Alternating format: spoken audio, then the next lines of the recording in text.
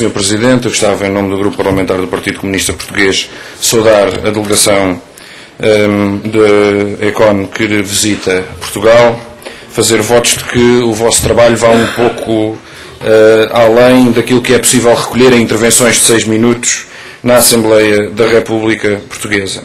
Em primeiro lugar, gostava de esclarecer que, para que possam compreender os pontos de partida da intervenção do meu grupo parlamentar, que a Troika e a assinatura do Pacto, do Memorando de Entendimento, não foram um ato voluntário do povo português, do seu conjunto, mas sim uma imposição resultado de uma tremenda chantagem, com uma dimensão política e uma dimensão económica e financeira, resultante da crise estrutural do capitalismo que vários países na Europa conheceram através da intervenção de forças estrangeiras e que resultou, na prática, do assalto especulativo à dívida soberana portuguesa, à integração de importantes parcelas da dívida privada na dívida pública e a uma chantagem política que acompanhou todo esse processo. Chantagem política essa, que, a bem da verdade, não seria correto esconder esse facto, foi protagonizada tanto pelo Partido Socialista como pelos partidos do atual governo. O Partido Socialista, que era governo na altura. O conteúdo do próprio programa de entendimento, do memorando de entendimento, foi ocultado dos portugueses em todos os momentos. Relembro que decorreram eleições pouco após a assinatura do memorando de entendimento e já conhecido o seu conteúdo em determinadas esferas, nomeadamente, por exemplo, entre os parlamentares, era ocultado o seu conteúdo fora desta Assembleia da República e, aliás, junto da população em geral. Portanto, as próprias eleições, que já decorreram sob a marca desse memorando, foram elas próprias vincadas por profunda manipulação da informação e de mentira sobre o conteúdo desse pacto. Portanto, não houve nenhum envolvimento popular, nem na sua definição, tampouco no conhecimento do conteúdo desse memorando de entendimento. Julgo que é importante referir, porque também nos pareceu das perguntas que fizeram, que é esse o vosso trabalho, que os problemas deste memorando de entendimento e da sua aplicação não estão nas doses, nem nos ritmos, nem nos prazos. Os problemas deste memorando estão na sua natureza. Não é o facto de ser um programa de 3 anos, não é o facto de ser um programa de 78 mil milhões de euros, não é o facto de ser um programa que é aplicado com mais ou menos flexibilidade por parte das entidades, das instituições que compõem a Troika, mas é a natureza e os objetivos do programa. Aliás, as sucessivas 9 avaliações positivas falam por si.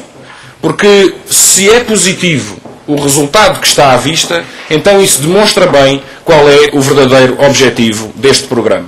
Porque se o objetivo não fosse mais desemprego, menos salários, um país mais empobrecido e mais endividado, então não se poderia avaliar positivamente o resultado. E a verdade é que ele é positivamente avaliado porque os objetivos são precisamente esses. E a natureza deste programa é, objetivamente, uma natureza que visa a reconfiguração do Estado português, uma reconfiguração que passa pela colocação de todos os serviços do Estado ao serviço dos monopólios, dos grupos monopolistas, e da concentração da riqueza nesses mesmos grupos, principalmente através da diminuição dos custos do trabalho, nomeadamente e principalmente dos salários, mas também das pensões e das reformas.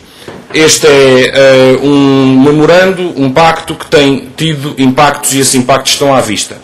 O Orçamento de Estado, por exemplo, que acaba de ser aprovado, prevê que os grupos económicos, o conjunto dos grupos económicos, paga apenas 1/3 do total de impostos que pagarão os trabalhadores portugueses. E isso é já resultado dos 2 últimos Orçamentos de Estado, já sob também a vigência do pacto que foi assinado entre o PS, PSD, CDS, o FMI, o Banco Central Europeu e a União Europeia. Portanto, mais riqueza concentrada, menos impostos em quem concentra a riqueza, mais impostos sobre aqueles que perdem a riqueza e os serviços públicos. Sobre o envolvimento, foi uma questão que nos pareceu ser muito colocada. O envolvimento parlamentar, o envolvimento popular, a legitimação democrática da intervenção externa. Eu gostava, e é uma opinião do meu grupo parlamentar, mas que nos parece justa e refletida na sociedade portuguesa, de deixar claro que houve apenas o envolvimento de algumas cúpulas partidárias na preparação do terreno para que a Troika chegasse a Portugal e pudesse levar a cabo aquela ocupação financeira que está de facto a levar a cabo.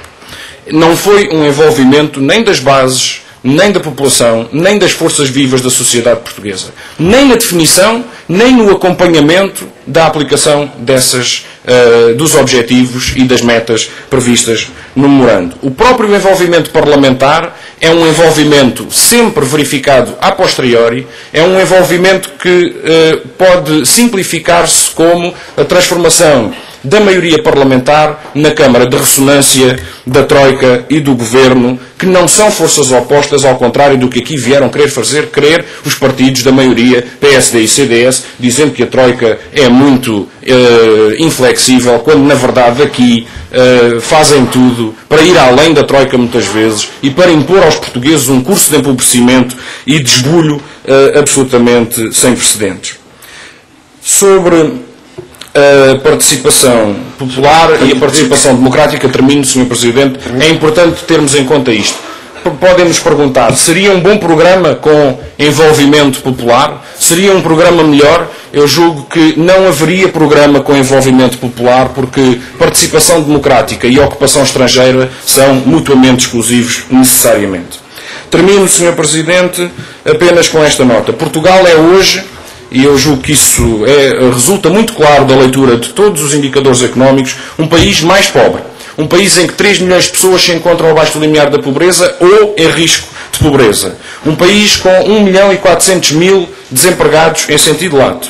Um país em que, por ano, nos últimos 2 anos, 100.000 pessoas abandonaram o país para trabalhar no estrangeiro. É um país mais endividado, com cerca de 130% do PIB correspondente à dívida pública. É um país mais dependente, com menos produção e absolutamente fixado no regresso aos mercados como a solução para todos os problemas que o país atravessa. E aquilo que é importante dizer é que Portugal estará, após a aplicação deste memorando de entendimento, após a aplicação deste pacto, em piores condições de ultrapassar os seus problemas estruturais, os problemas estruturais da sua economia, do que estava antes. E o resultado disso será necessariamente também um país menos democrático. Muito obrigado, Sr. Presidente. Muito obrigado.